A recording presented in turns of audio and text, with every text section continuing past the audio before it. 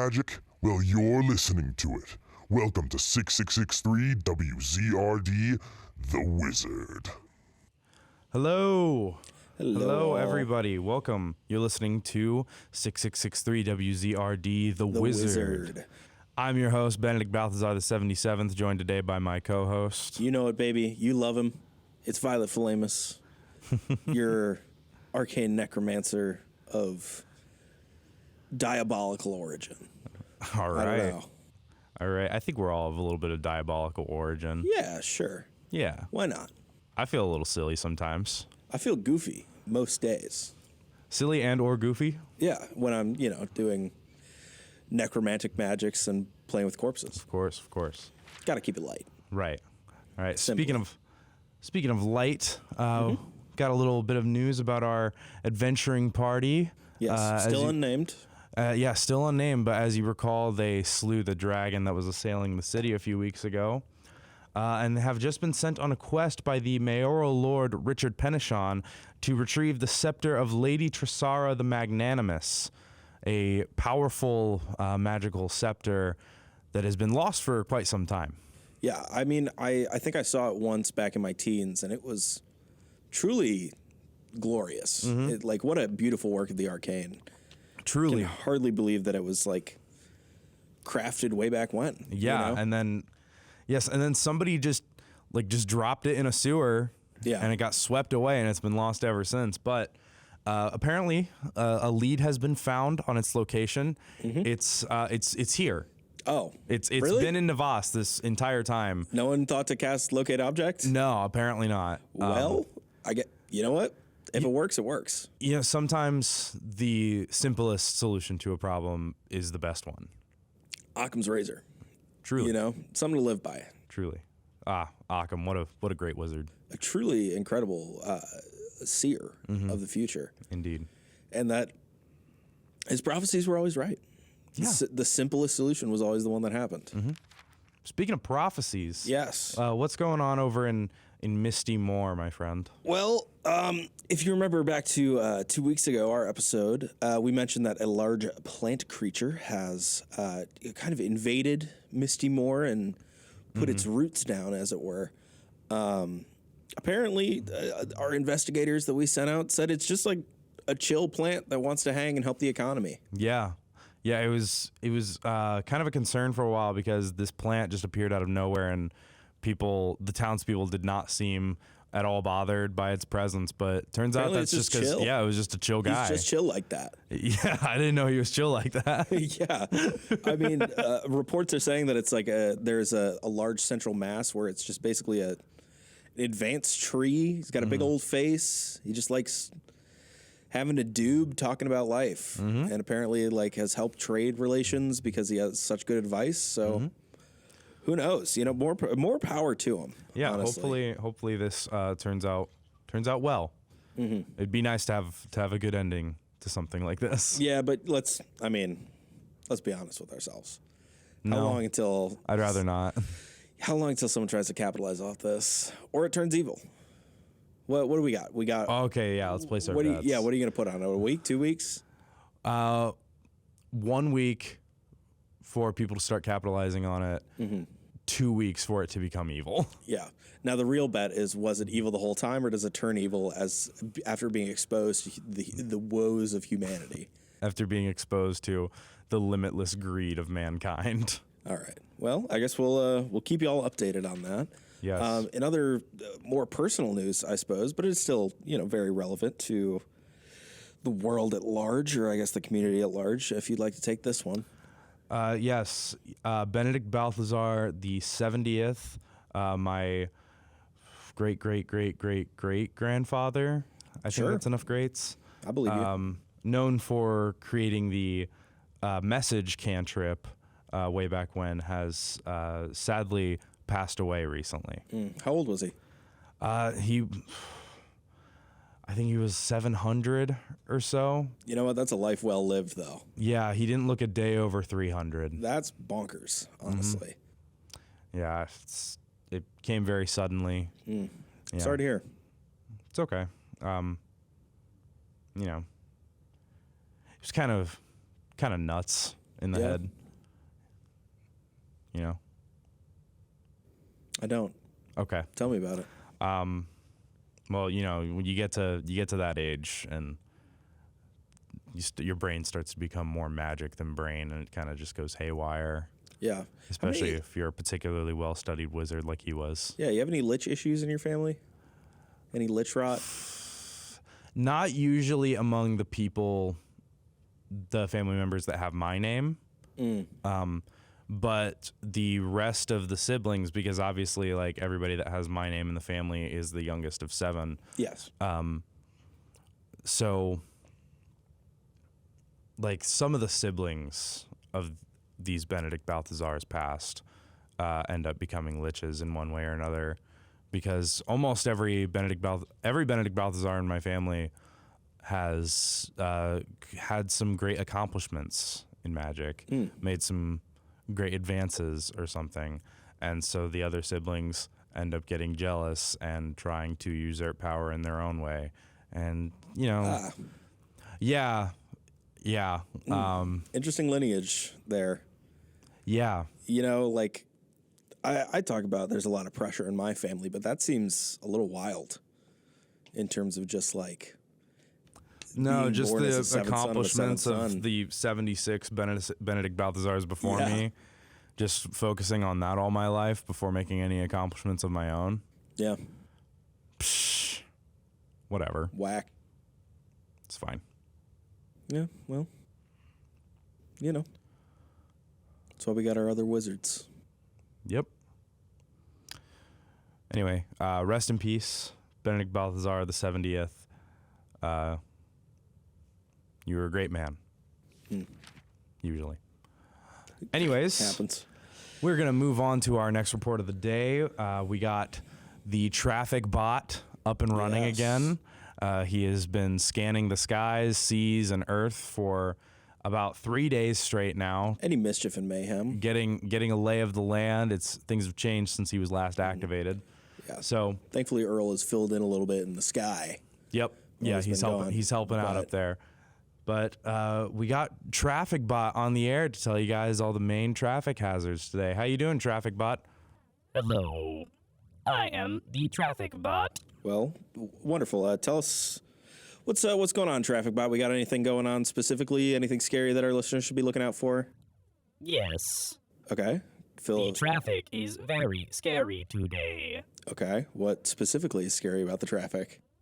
In the sea, krakens are now on the western coast of Candelia. Okay, so they've moved. They have moved from the coast of Odisia over to our coast. Cool. All right. Well, that's actually really good. Canada Run can keep going. Yes, That's but what I'm talking about. thousands may die. Yeah, that's all right. We got resurrections and stuff. Moving on. All right. A forest union of treants have gone on strike and are now taking up road space. Have they said why? They are not receiving proper wages. Are they trying to unionize? Yes, You telling me these trees are unionizing and they're blocking the roads? yes. Who Oh. do you think made the roads? You know what? Fair enough. I guess it would be easier to just I'll do some research on that. Indeed. Moving on. All right, Traffic Bot. A migration of harpies is flying over the southern regions of Candelia. Okay, so if you're out in your blimps, you're out in your flying apparatuses, you're out on a dragon, watch out, I suppose. Are these harpies harrying? Yes, they are very deadly. So what's the tip here? Do we just avoid them? If you see them, like, land, what's the deal? Try to avoid them at all costs, unless you want to be devoured by a flock of harpies. All right, how much of a berth we got to give these critters? At least 1 mile. Jesus. Okay. Keep your monoscopes out today, folks. So just to reiterate, out in the seas we got krakens, so watch out for that if you're in a big old ship. Out in the forest, watch for roads that don't exist because they might lead you into a trap of mischief and death.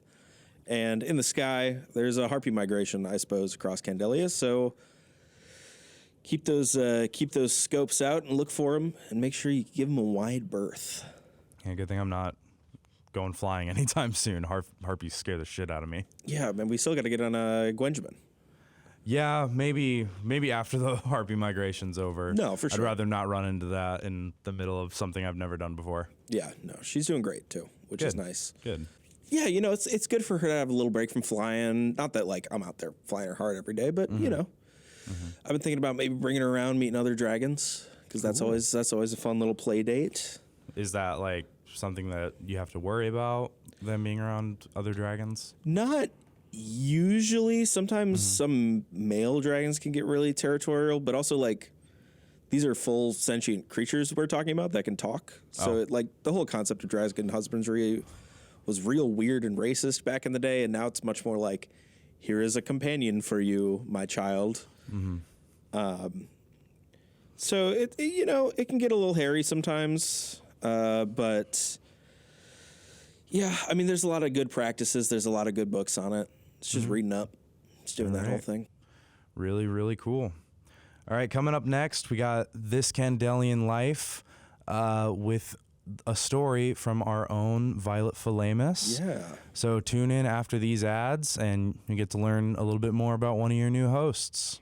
For sure. Hello, I'm Garfield the Deals Warlock, and have I got a deal for you?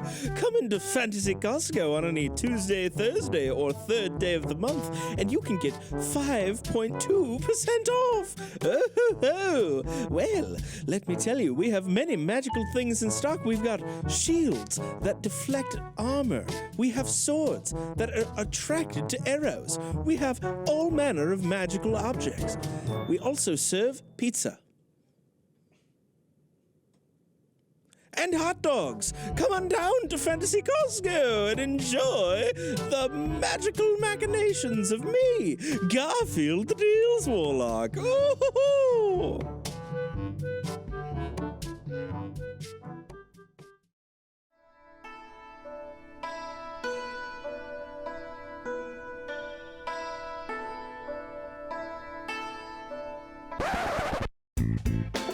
Radical. Want a meal fit for a ninja? Then come on over to Ancient Masters Pizza, where the four of us awesome dudes will make you the best za of your life. Totally tubular. We deliver anywhere. Whether it's a penthouse or a sewer, we got you. Bodacious. Just call 1-984-AMPIZZA. That's 1-984-267-4992. Righteous. Coming up, This Candelian Life with Iron Brass, only on 666.3 WZRD, The Wizard. Hello, welcome to This Candelian Life. I'm Iron Brass.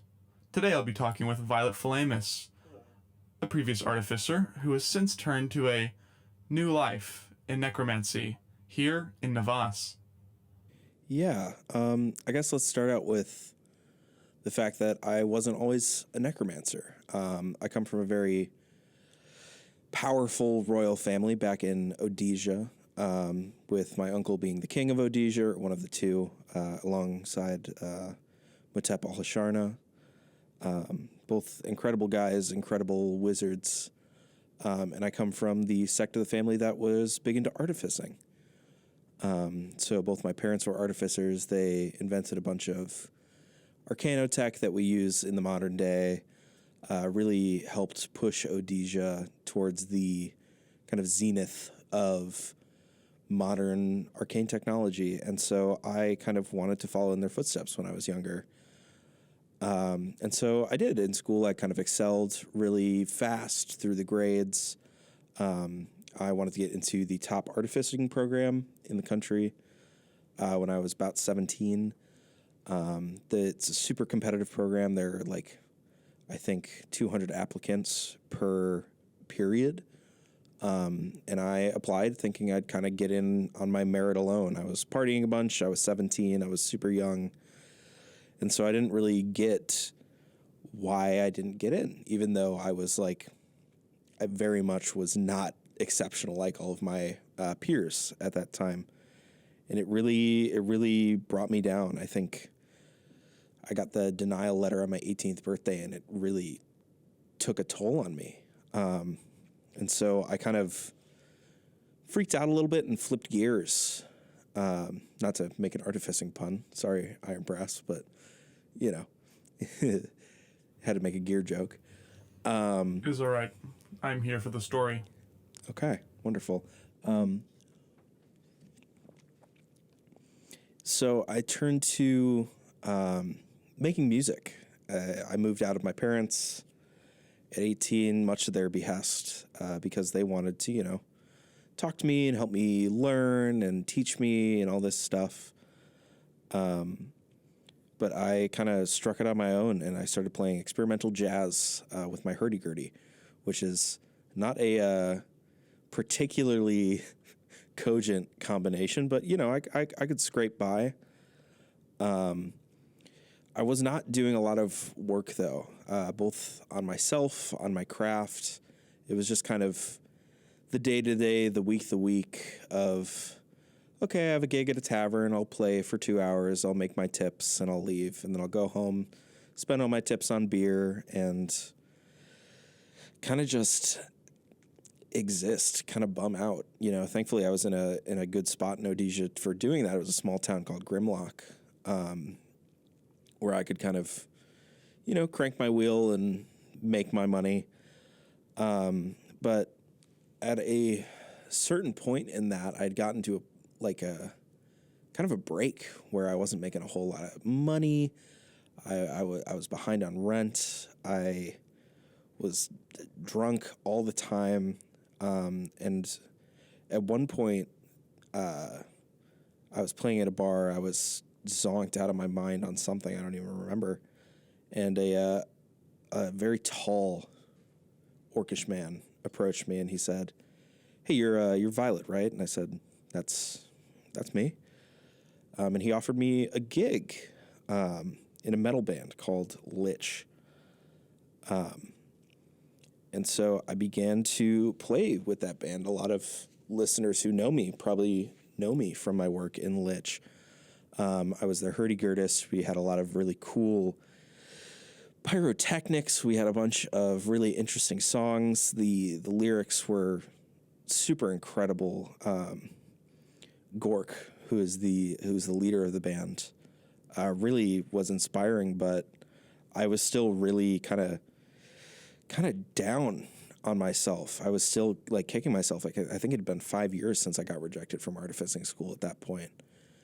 And so I was still just like not abusing drugs, but probably most would say, you know, going home, having a drink every night, smoking whatever I could find or whatever people would offer me.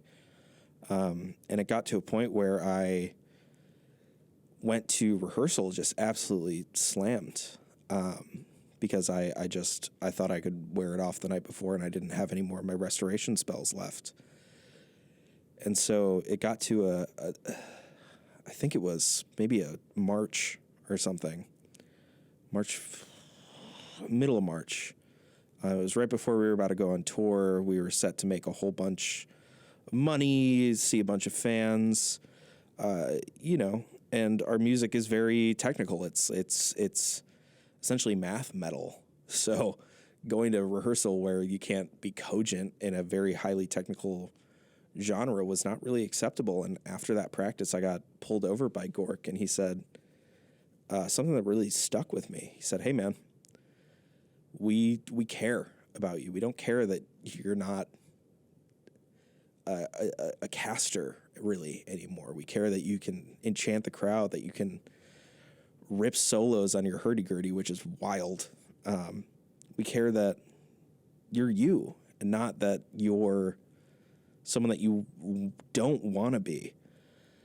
And that really didn't seem that deep at the time, and I kind of brushed him off. But now looking back, it was the first time really I'd been accepted for me and not the thing that I said I was going to be or the thing that my parents wanted me to be. It was the first time that a group of people came together and said that, hey, we care about you because you're you, not because of what you can do, which was a very big paradigm shift for me.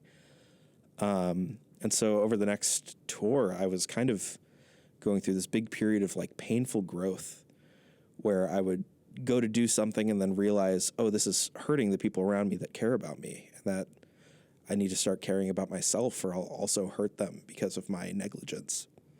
And at a certain point after that tour, we were kind of hanging out in a bar. We were having a drink, just kind of celebrating. I think it was the post-tour celebration, actually, that I kind of realized that I didn't really want to be a part of music. I missed the rush of discovery, the pleasure of study. It really hit me that I wasn't doing that anymore. As much as I was, studying my craft, I wasn't really studying something that I loved. And so at the time, I didn't really have another outlet, so I kept on with the band. Not that my heart wasn't in it. We made some, I think, two more albums. The guys in the band are incredible. We'll still get together every month and play some music, have some fun. But there was a big accident that happened at one of the shows. A lighting ring fell down, and I pushed Gork out of the way of it, but it ended up crushing my hand. And our on-site cleric did not really... I just think we were maybe... It was a local show, and so we were a little bit negligent on the usual safety precautions we have, so I ended up losing my left hand, and I kind of out of fear and impulse and just like the pain, I was able to, in a weird way, heal myself and resurrect my left hand. And it really was impactful that I was able to do that and like really do some spellcraft that no one had seen before. Because suddenly I had a skeletal left hand that was still fully functional. It was really cool for the aesthetic of the band. We finished out that tour and it was like badass as hell, And over the course of that tour, I started doing more arcane work as like kind of a hobby, honestly. I started picking up books here and there. I grabbed some tomes. I started writing a new spell book. I was reinvigorated on the arcane after I'd almost done this necromancy by accident. And so at the end of that tour, we didn't break up, but I left the band because I wanted to pursue my arcane studies, and I went back to school. I actually got in. I studied hard. I got into the Philleamus School for Magical Minds, which, if you've heard me talk about it on the regular wizard programming, is also my other aunt's magical school, and I got in on merit, not name, which I'm very proud of. And it was a long road to get here. And just like every other Jamoke with a college degree, I got a job in a totally unrelated field. And that's why I'm in radio. But yeah, that's my little tale on why I'm not an artificer, I guess, and how I picked up necromancy as maybe not a master, but a student in perpetuity, That is truly remarkable Thank to you. now become a necromancer and to have, in a way, lived many lives. Yeah, in a way, I guess, living 3 disparate lives really maybe helps me understand the machinations of the undead and how to not use them, but like be a better necromancer. Not really focus on the, I'm raising an army of zombies thing, but more of a understanding the flow of life, Yes, I believe I understand in some way. Thank you, Violet Philleamus. Your story has fueled me. No problem. Thanks for having me on. This has been This Candelian Life. I'm Iron Brass. Thank you for listening. Bye-bye.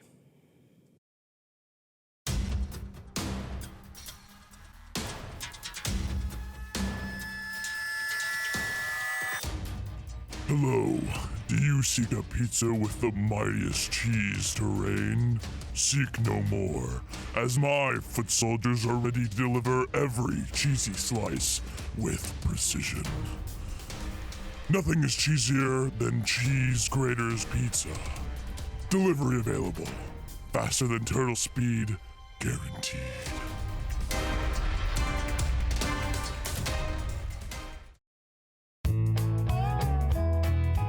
Well, howdy, folks. I'm Griselda the Gnome, and I am your representative for your Gnome Depot. Come on down to Gnome Depot. We got all the best things in the realm. We got a lawnmower from Benmore that already has the hands pre-installed, so you never got to touch it.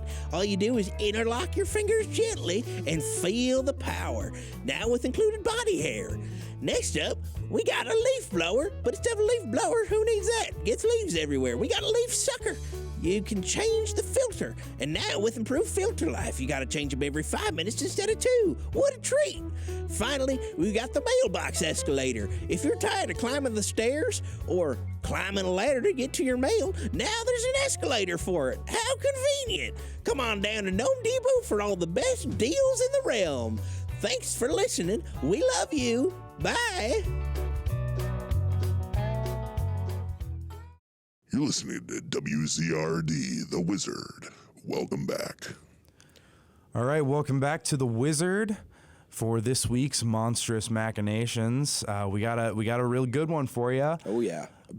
Today we're going to be looking at Chimera. Ooh. A wide range of beastly creatures that are all united by one unifying fact, which is they are multiple creatures that have been crudely mushed together. They're freaky as hell most of the time. They are. They're some of Normally, the scary shit in a dungeon. most popularly, chimeras comprise of the main body and head of a lion, coupled with the head of a goat and the head of a dragon, sometimes with a snake for a tail. Very strange, very cruel process of Peculiar. magic. And also incredibly dangerous. Yeah. See, unfortunately, though chimera are bastards of nature, they are still living creatures and are often abandoned shortly after they are created. So we do have a lot of chimeras running wild these days. Yes, a lot of monstrous wizards are just abusing these poor creatures. Yes. As a necromancer, like, at least wait till they're dead. Yes. You know, that's cool. That's an aesthetic. Mm-hmm. You know, why you got to ruin these creatures' lives? Like, let them die first and then take their bones and make a bone chimera. It's cooler. It's more humane. Yes. Just saying. Anyway, continue. Right. But since these animals are running wild and very afraid and very aggressive, they do often pose a danger to people that are out adventuring in the wilds of Candelia. However, we do have a solution for you. Fairly recently, this spell has been created and tested very rigorously, and we now have a new spell called Reductify, Yes. which whenever cast will reduce something into its base components, which has been found to be very effective at neutralizing chimeras. Almost exclusively, even. Pretty much. It's like a one-shot kill, totally balanced. And it's not even a kill. They just go back to being regular animals, which, to be fair, can be scarier if you're dealing with one with, like, a dragon head. Yeah. You know? But, you know, sometimes dragons are very proud, and so it might be, like, a little bit grateful and just ditch you without a thank you. True enough. True enough. But that's going to do it for these Monstrous Machinations this episode. Be safe out there, folks. Yeah. All right. Well, let's pivot to some more global news. It seems a mysterious ancient kingdom has risen out of the Cynesian Ocean. It seems to be incredibly opulent and full of life. Mages are en route to interface with these new or maybe old individuals as we speak. Who doesn't love a good fallen kingdom?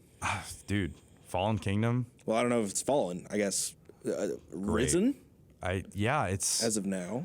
I'm interested to hear what the situation is. Yeah, I've with heard this tell one. that there's a lot of big pearls in the city. Ooh. Like a lot of Is that a euphemism?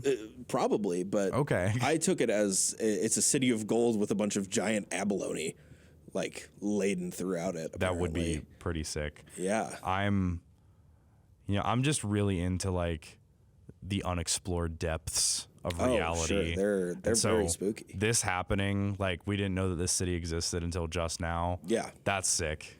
Oh, That's absolutely. so sick to me. You gotta also wonder what the people are like. Are they advanced in arcane tech? Are they Are they alien in nature? Are they from an outer plane? Did they maybe come from the water plane? Have they always been here? That's the question. Are they an ancient civilization that we thought was lost, but in fact hid themselves? Mm-hmm. Probably one of those. Yeah, maybe none of them. Who knows? It's the best part about being a wizard is the unknown, The right? constant discovery. The research. A lot of people, especially clerics, not big fans of the research part of the arcane. Clerics and paladins will never know the true joy of seeking information. Truly. And finding what you're looking for. Oh my goodness. And I get it. You seek information through your faith. Blah, blah, blah. Good job. You're so fancy. You can talk to a dude who tells you all your answers. Congrats. I find my answers myself. Yeah, me too. I went to school. I check out books from my local library, like a good upstanding citizen. Mm-hmm. I don't know. Anyway, sorry, getting a little political here. Off track there.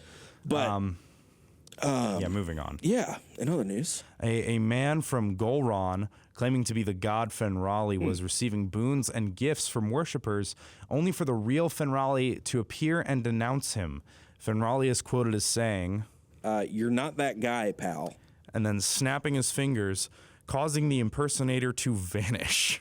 I hate to say it, but this tracks. Yeah,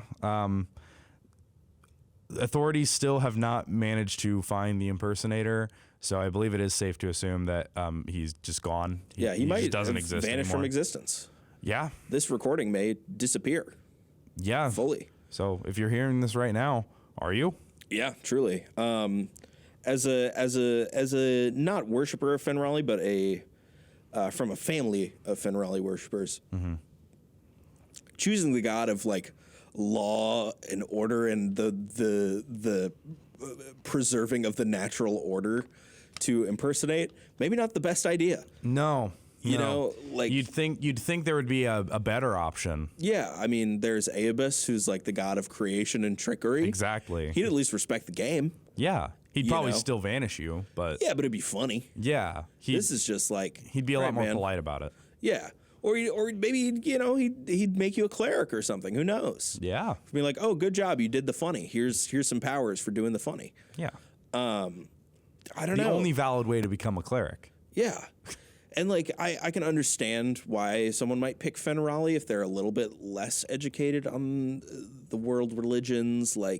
Fenrali's very powerful. He commands a lot of presence. He has a very widely worshipped. Yes, a very well-known kind of pantheon spot. Mm-hmm. He's very attractive in all the depictions of him. My uncle has a couple of tapestries in his castle that'll make you blush. Mm-hmm. He's always got the armor on, but it's always just hanging off of him, right? I guess that's the natural order of things, right? Yeah. You know what I'm saying? If you get to dictate it, why not make it? Why not make yourself hot? What's more natural than boning? You know what? That's a fair assumption. In other news, unfortunately, the tour of zombie barbarian band Rage Beyond Death has been cut short due to the drummer Brainbiter eating an audience member backstage. Some may say it's self-fulfilling prophecy. Yeah. Or very telling of the name that he was maybe given. Yeah, there are also a bunch of zombies. Yeah, I'm not sure. Why are people mad about how this? anybody? Yeah, I'm not sure how anybody didn't see this coming. You know what I'm saying? I mean, I saw my show already, so I'm fine. Same. I won't get to see a second show like I was hoping to, but I've been refunded, so whatever. Yeah, sorry to all the other ragers and out there listening, but yeah, guys, we got it. It's in the name. Yeah, we reached out to some of the band members to get comment on this situation, and all of them kind of had the same general thing to say, which was, his name's fucking Brainbiter. What do you expect? Why'd you get close to him? Yeah. Well, I mean, there's also the question of why was he not at the drums, but I think it might have been a lot of stuff going on. Might have been at a backstage meet and greet. Oh, sure. Yeah, details like aren't out, so who can know? Yeah, we're not sure who specifically has met their end at the teeth of Brainbiter, but And it can be it is safe to assumed. say, dude. Yeah, come on. And it's also to be assumed, Rage Beyond Death has a lot of money. They can pay for those Revivifies easy. Oh yeah, like, and even if they don't, they can tank a lawsuit. Yeah. Yeah. But very unfortunate. Incredible showman, though. It's not going to stop him. No, absolutely not. And what's a little brain biting between friends? Yeah, exactly. You know what I mean? They'll be all right. Yeah. In other news, a brood of parasitic bloodworms has been ravaging Ravenmount, our neighbor to the north. It's using people as hosts to grow and breed. If you're experiencing the following symptoms, please visit your local cleric immediately. Extreme paranoia, losing perfectly healthy teeth, bleeding from the eyes, mouth, or nose, projectile vomiting, especially if the vomit contains blood and or worm larvae, That should be the tell. and distension of the body around the back of the head and neck. Under no circumstances, listen to what the worm whispers in your mind. It does not want what is best for you. It just wants to eat your brain. It wants to feed on you and move on and infect more people. Yes. Another very pertinent thing is as we're getting more information on this parasite, if you find yourself saying things like, I want to go hang out with my friend the brainworm tonight, that should tell you something.